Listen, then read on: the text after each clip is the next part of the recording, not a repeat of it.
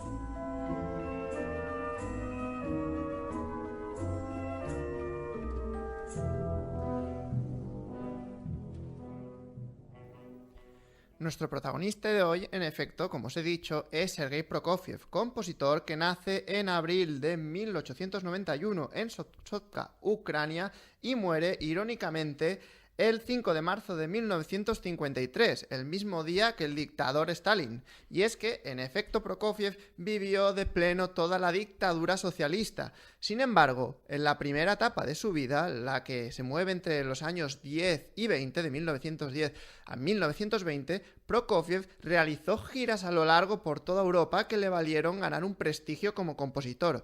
Y es que hoy vamos a tratar obras concretamente de ese periodo de juventud. La primera de ellas será El amor de las tres naranjas, una suite derivada de la orquesta de la ópera del mismo nombre, y luego hablaremos de su primer concierto de violín.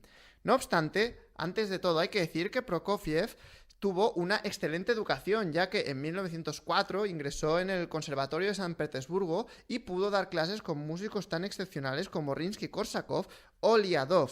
Y sobre todo Prokofiev, además de ser un compositor fenomenal, siempre destacó como un prodigioso pianista. Era un grandísimo virtuoso que desde luego llamó la atención de todos sus educadores, de ahí que ganara el premio extraordinario final de carrera en la especialidad de piano. No obstante, pese a ser un prodigioso pianista, el sueño de Prokofiev era ser compositor de óperas.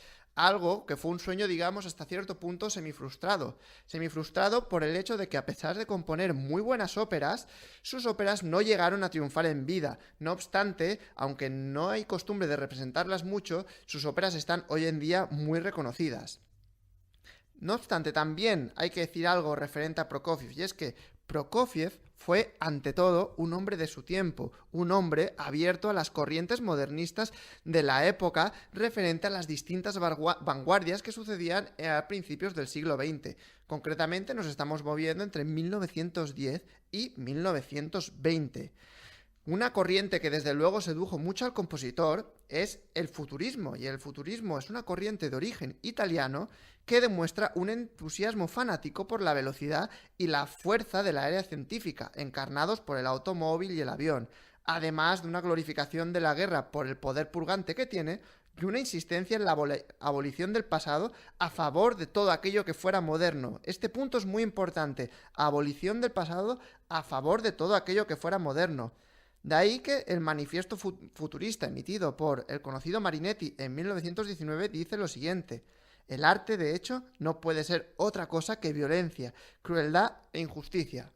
Por tanto, aquí tenemos una base de un pensamiento artístico que Prokofiev tomará y se reflejará en un lenguaje altamente disonante, con presencia de muchos ritmos motores, como él mismo decía. Destaca la música de Prokofiev en ocasiones por su gran agresividad. Es una música atroz, llena de un humor grotesco, y que veremos representada con la suite que os traigo hoy. Otro movimiento artístico que desde luego inquietó a Prokofiev y que le llamó la atención fue el dadaísmo. Y es que el dadaísmo es un movimiento paralelo al propio futurismo que, digamos, preparó de alguna manera el terreno al surrealismo posterior. El dadaísmo tiene una actitud provocativa, con golpes de efecto y un histrionismo dirigidos a despertar al público en general de su complaciente incultura. Si hay una obra muy famosa del dadaísmo, que igual todos conocéis, es ese cuadro de Marcel Duchamp que se llama La Fontaine, que es un urinario del metro.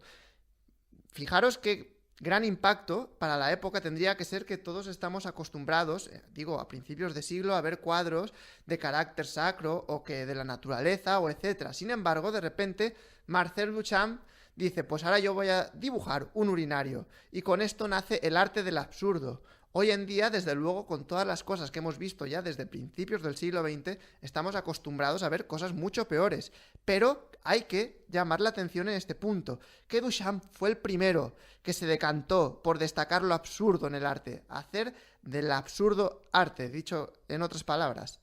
Por tanto, la ópera de hoy, como os he dicho, vamos a hablar de la ópera del amor de las tres naranjas, que tiene un argumento que va muy en la línea de este absurdo. Y es que es una ópera que fue representada por primera vez en Chicago en 1921, en la cual Prokofiev puso en escena a un príncipe hipocondriaco a quien una bruja condena a enamorarse de tres naranjas a las que debe rescatar de las cacerolas de una terrible cocinera. Como veis, es un argumento que llama muchísimo la atención en comparación con lo que estábamos acostumbrados a ver en las óperas del momento, que eran grandes dramas amorosos, de pobreza, de gente realista, de cosas que pasaban. Sin embargo, Prokofiev se inventa una historia completamente imaginaria y diferente, con una gran cantidad de absurdo que encadena con el dadaísmo y el surrealismo que hemos estado comentando. Y de esta ópera, como no tuvo el éxito deseado de Prokofiev, nació la suite para orquesta, que se organiza en 6 movimientos. El primero de ellos se llama Los Ridículos, precisamente, y destaca desde el primer momento el gran histrionismo y el lenguaje altamente disonante con el ritmo motor que hemos estado hablando. El tema inicial viene tocado por las trompetas en fortísimo con muchísima agresividad. Suena de esta manera.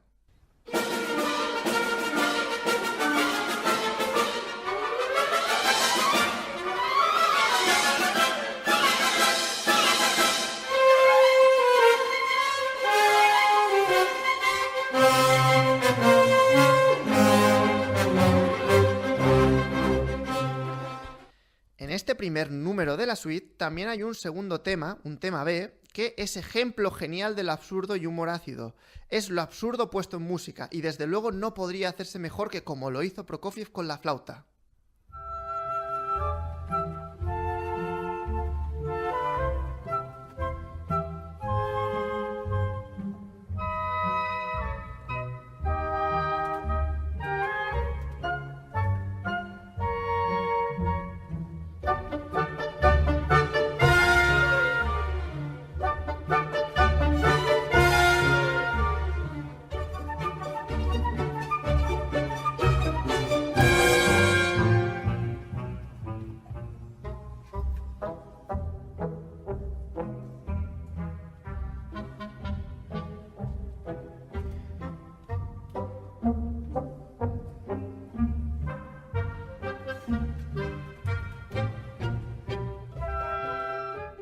¿Os habéis podido dar cuenta de qué genial es Prokofiev a la hora de componer y sobre todo qué original?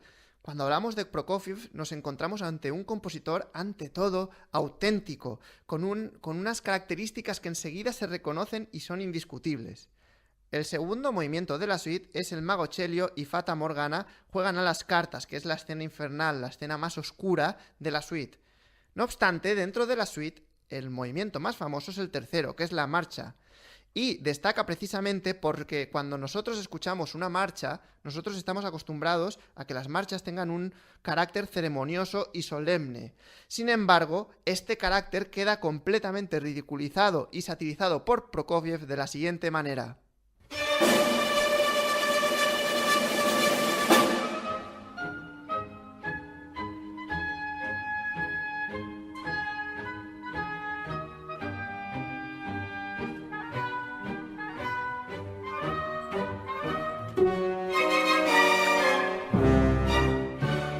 El cuarto movimiento es un scherzo que destaca por su gran inventiva orquestal, y a continuación viene el quinto, que digamos que es el contraste dentro de la suite, que se llama El príncipe y la princesa. En esta ocasión, en este número, Prokofiev deja de lado los ritmos agresivos para centrarse en un lirismo de inspiración operística, pero sin abandonar el lenguaje vanguardista con grandes aires pentatónicos.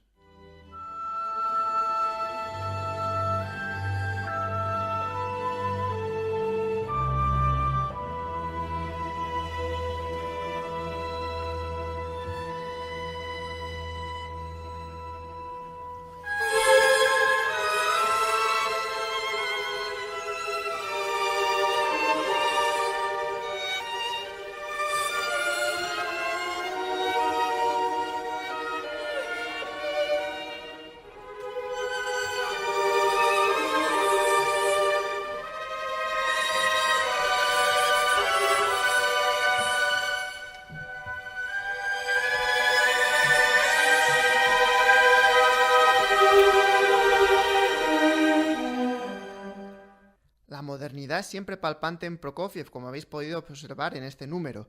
Y ya, la suite acaba con un sexto número, La huida, que retoma ese lenguaje agresivo y muy rítmico, con grandes números virtuosísticos en los violines.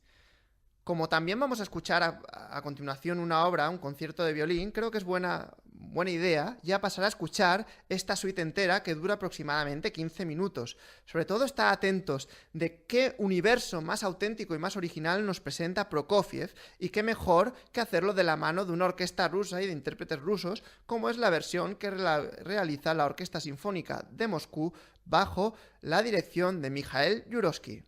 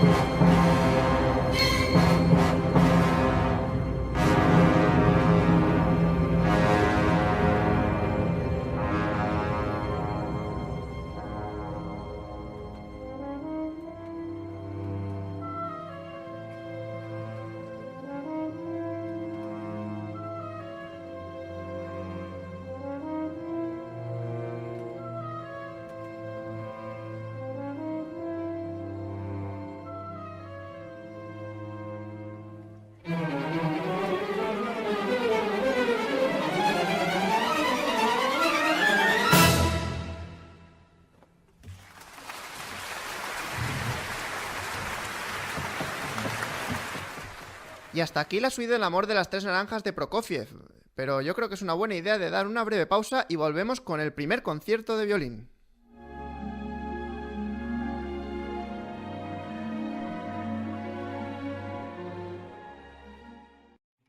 Tardes de lectura en la salita, celebraciones en el salón, recetas que ensucian la cocina, la habitación de María, que está al llegar. Los espacios de tu hogar forman parte de tu vida y Sabal dispone de gran variedad de pinturas, colores y fórmulas que los cuidan y protegen. Pinturas y Sabal. Damos color a tus proyectos.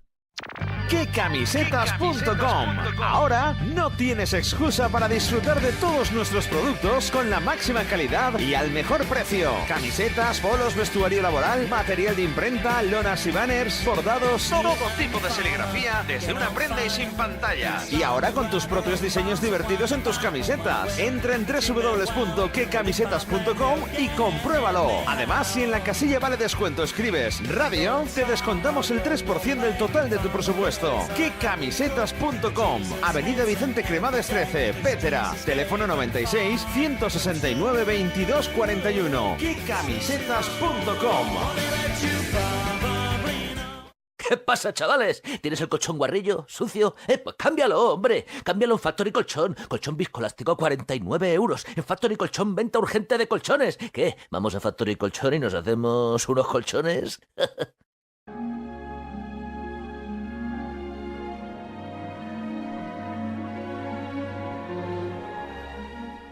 Pues ya estamos aquí de vuelta, preparados para hablar un poco, antes de escucharlo, el primer concierto de violín de Prokofiev. Se trata de un concierto compuesto entre 1916 y 1917, pero estrenado el 18 de octubre de 1923. El concierto se ordena en 3 movimientos, el primero andantino, el segundo scherzo vivacissimo y el tercero moderato andante, siendo una ordenación atípica de los movimientos, ya que lo que acostumbra a ser es que los movimientos se ordenen en rápido, lento, rápido. Sin embargo, en esta ocasión, Prokofiev hace una ordenación de lento, rápido, lento. Además, es también atípico el papel que tiene el violín dentro de este concierto, ya que no llega a destacar tanto como solista, estando muy integrado dentro de lo que es la orquesta, pero por supuesto también se resalta como solista que es. Además, este concierto, si se caracteriza por algo, es por tener un alto grado de lirismo. El movimiento central es el más contrastante de ellos porque tiene la presencia de ese ritmo motor y esa agresividad tan característica que hemos hablado de Prokofiev. Y además, luego también cabe decir que el último movimiento, el último tema en sonar en el concierto es el primero, con lo cual el concierto también tiene cierta ordenación cíclica. Si os parece, vamos a hablar ya un poco de cada movimiento. El primero, andantino, es una forma sonata. Y el primer tema, como os he dicho, tiene un gran lirismo que predomina en todo el concierto. En el primer movimiento, el violín expone la melodía bajo contrapunto instrumental primero de los clarinetes y las flautas. Esto significa que el violín toca la melodía y a su vez se va alternando con estos instrumentos que os acabo de decir. Fijaros cómo suena.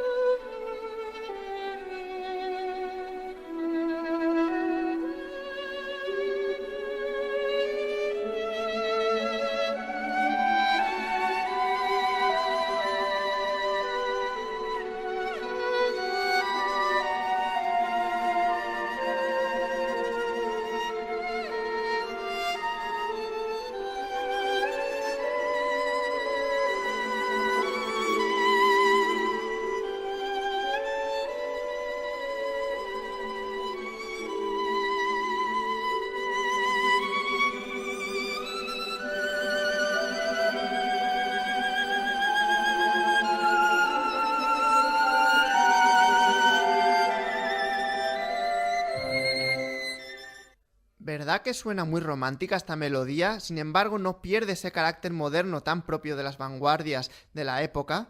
Pues bien, como os he dicho, es una forma sonata, y al primer tema, al tema A, se le opone un tema B de carácter contrastante, que es mucho más abrupto y obcecado, más Prokofiev, como podríamos decir.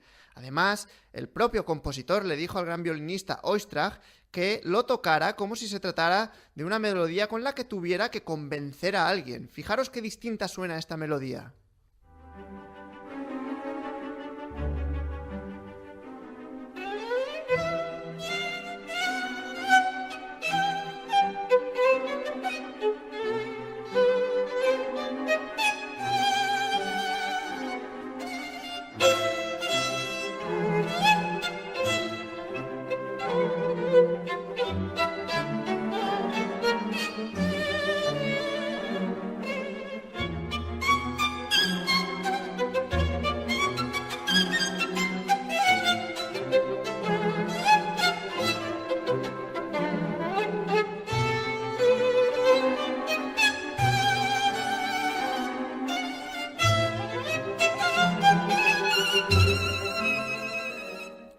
continuación vendría el desarrollo, que toma el carácter más agresivo del tema B, toma diseños derivados de este tema, y luego la conocida reexposición, pero una reexposición que se produce sobre el tema A, siendo una magnífica coda de aire mágico, como si la música flotara.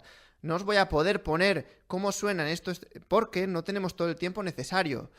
Sin embargo, es hora de hablar también del segundo movimiento, que es el scherzo, el vivacísimo. Podríamos decir el movimiento más auténticamente Prokofiev.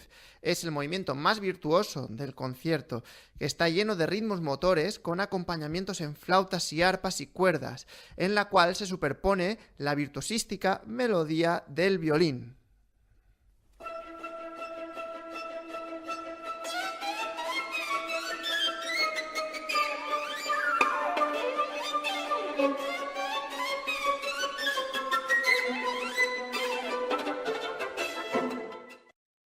Este movimiento adopta la forma del rondó y el tema que acabáis de escuchar es el estribillo, es decir, el tema principal que va a sonar más de una vez a lo largo del movimiento y que va a articular todo este movimiento. Y al estribillo se le alternan una serie de coplas que marcan un carácter muy contrastante. La primera copla es muy violenta, atroz, en la cual Prokofiev podemos decir que hasta llega a maltratar el instrumento con un sonido roto. Esto es 100% Prokofiev.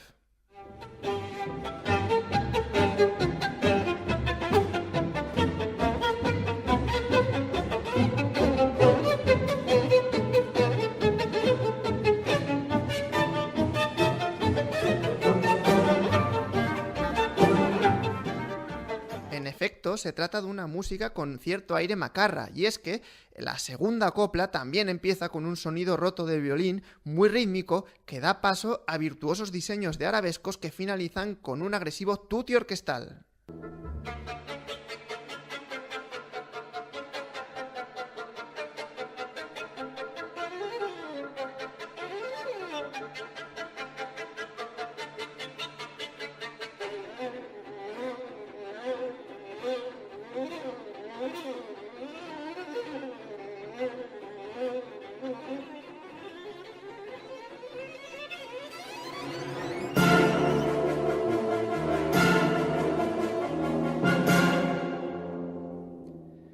Y es hora de comentar algunas cuestiones referentes al último movimiento del concierto, el moderato andante. De nuevo, es un movimiento en forma sonata en el que el tema inicial del movimiento nos devuelve al lirismo romántico inicial.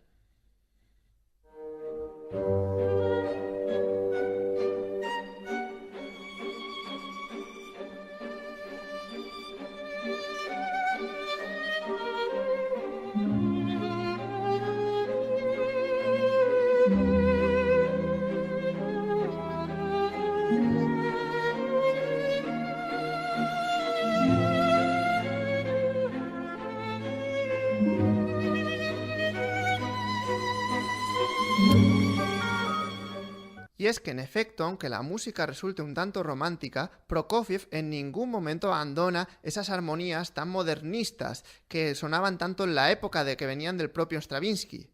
Y es que en este movimiento, si llama algo especialmente la atención, es la coda final, donde el tema inicial del tercer movimiento que acabáis de escuchar se superpone a modo de contrapunto con el tema inicial del primer movimiento del concierto, es decir, con el tema que abría la obra. Es sin duda de las páginas más mágicas y geniales, no solo del propio concierto, sino también de toda la producción de Prokofiev. Fijaros qué belleza más extrema y cómo en efecto, por un lado, el violín toca el tema inicial del primer movimiento y luego los vientos tocan el tema de este tercer movimiento que acabáis de escuchar. Suena de esta manera.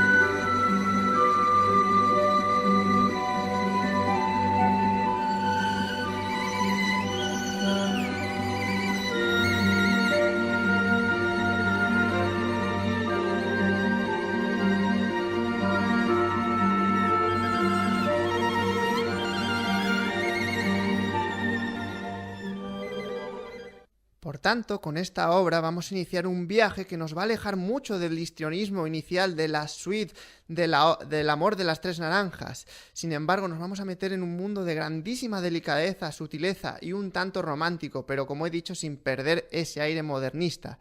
Y es que si tenemos que tomar una conclusión del programa de hoy, es que Prokofiev tiene todo lo que caracteriza a un grandísimo artista, que es personalidad, muchísimo carácter, originalidad, conocimiento y grandísimo virtuosismo de su instrumento. La versión que vamos a escuchar del concierto de violín también vendrá de la mano de grandes músicos rusos. Estamos hablando del violonchelista, en este caso como director de orquesta, Mstislav Rostropovich, y al violín, el virtuoso más virtuoso probablemente de todos que haya hoy en día, que es Maxim Vengerov, acompañados de la London Symphony Orchestra en una grabación que se realizó en 1994. Estoy seguro que disfrutaréis muchísimo de esta maravillosa obra y os remito para que estéis con nosotros la semana que viene, que vendremos con otro gran ruso de la época de Stalin, Dmitri Shostakovich. ¡Feliz semana a todos!